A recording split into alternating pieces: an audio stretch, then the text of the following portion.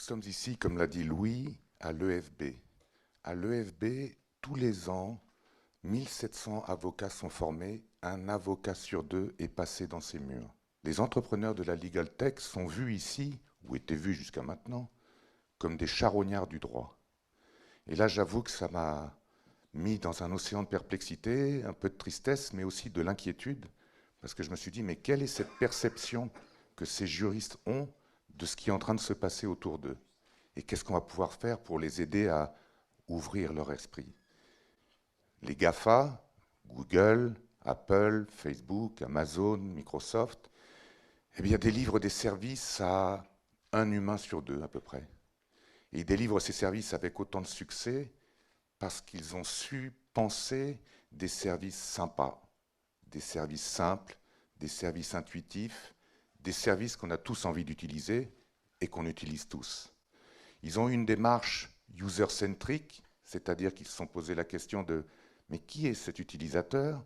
Qu'est-ce qu'il fait? De quoi a-t-il envie?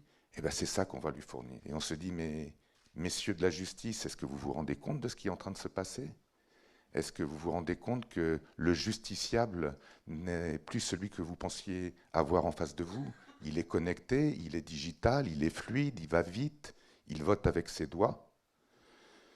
Les justiciables, en effet, vous, moi, on a plein de choses devant nous quand on veut parler de droit et de justice. Il y a de plus en plus d'avocats. Il y a des sites sur Internet sur lesquels on peut faire de l'automédication. En fait, il y a tellement de choses qu'on est un petit peu paumé. Les tribunaux sont engorgés. La France est régulièrement clouée au pilori en Europe pour les dénis de justice qu'elle inflige à ses citoyens. Les procédures sont onéreuses, elles sont longues. Et on se dit, mais alors attendez, vous êtes très forts, messieurs les juristes, vous êtes un des budgets les plus importants de l'État, vous réfléchissez beaucoup, vous proposez des réformes pour moderniser la justice, mais ça n'a pas l'air de marcher. Alors je me dis, mais pourquoi est-ce que ça ne marche pas? Ou en tout cas, si je ne sais pas dire pourquoi, je propose d'essayer autre chose, c'est d'avoir une vision ou une approche de la modernisation de la justice qui serait penchée d'une façon beaucoup plus directe sur vous, sur moi, sur le justiciable. Clairement, je suis en train de vous dire que j'aimerais qu'on réfléchisse à une justice moderne en l'abordant comme les GAFA abordent leur business avec les utilisateurs, en pensant à une justice justiciable centrique. Comment rendre le droit instantanément accessible? Parce qu'en fait, pour vous, pour moi, on ne rencontre le droit que quand quelque chose va de travers, quand on a un problème, on a un litige, on est un peu en panique, on est stressé, il y a des choses en jeu, on perd sa lucidité. Donc, comment résoudre cet accès au droit de façon instantanée? Eh bien, moi, je rêve d'un one-step accès à la loi. Hein. J'ai un accident juridique, je suis en panique, je suis au bord de l'autoroute de la vie. Eh bien, j'aimerais avoir ce one-step accès à la loi qui me permettrait d'accéder aux services d'urgence juridique. Je vais vous proposer un deuxième défi, un défi sur le litige.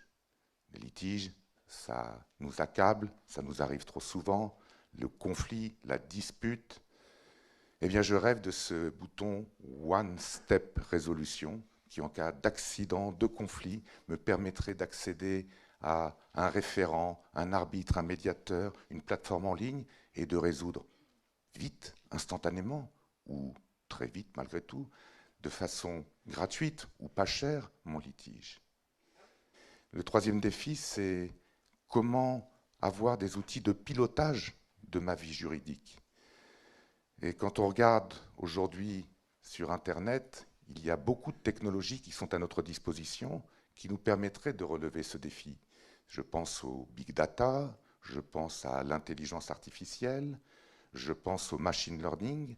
Ce sont des technologies, des techniques qui sont déjà massivement utilisées par les GAFA.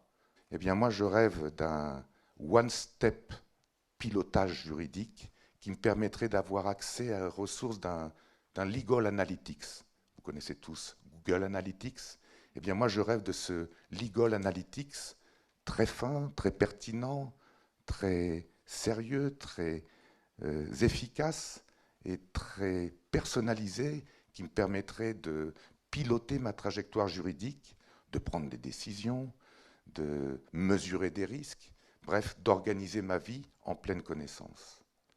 Voilà, j'ai d'autres idées de défis, mais voilà les 3 défis principaux que je voudrais lancer à mes collègues dans cette industrie. Quand je dis mes collègues dans l'industrie, je pense aux juristes, mais je pense à vous tous, à moi-même, et je pense au legal tech, et tout mon plaidoyer est là. Moi, je rêve d'une justice qui se penserait comme une ressource à la disposition des citoyens, à la disposition de la société. Je la rêve comme une métaplateforme de ressources du droit, du code accessible, qui serait interconnectable avec la société civile, qui serait connectable avec des services publics, avec des services privés, des services qui seraient capables d'être très innovants, d'être très agiles, de pouvoir délivrer du droit sans friction, facilement, tout le temps. Et en fait, je rêve d'une justice qui serait capable d'accompagner aussi bien, voire même mieux que les GAFA, cette évolution civilisationnelle que nous avons, qui est un risque, qui est une opportunité, en tout cas c'est un fait. On passe d'une civilisation hiérarchique, pyramidale, très organisée, à une civilisation très organique, où je parle à mon voisin, je parle à n'importe qui, sans passer par des tiers d'autorité ou des tiers de confiance. Cette société organique, c'est celle dans laquelle nous sommes en train de vivre chaque jour un peu plus. Et si la justice ne suit pas ce mouvement, eh bien en vérité, ce n'est pas que les tribunaux seront engorgés, c'est que les tribunaux seront désertés. Et donc, je pense à une civilisation organique avec une justice qui s'accompagne un citoyen qui sera beaucoup plus responsable dans ses choix, qui pourra organiser sa vie juridique, qui pourra avoir accès à du droit auprès d'un organisme public, privé, peu importe, il aura le choix de l'institution, il aura le choix du tribunal, il aura le choix de la manière de gérer sa vie juridique, et il aura non seulement ce choix, mais il aura cette responsabilité, et il pourra se penser non plus comme objet de droit, mais comme sujet de droit. Merci.